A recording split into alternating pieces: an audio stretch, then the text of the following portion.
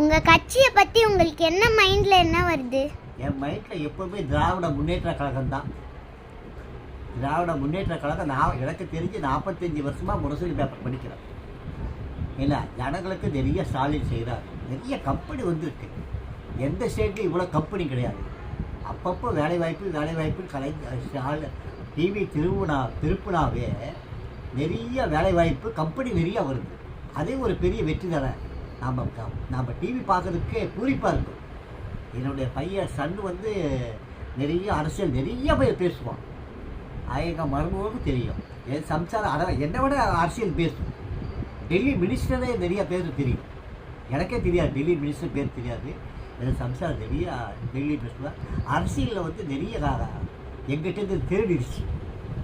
என்னோட அரசியல் நானே பழுத்த படம் எங்கிட்ட என் சம்சாரம் தேடிடுச்சு. நிறைய பேர் சொல்லும்.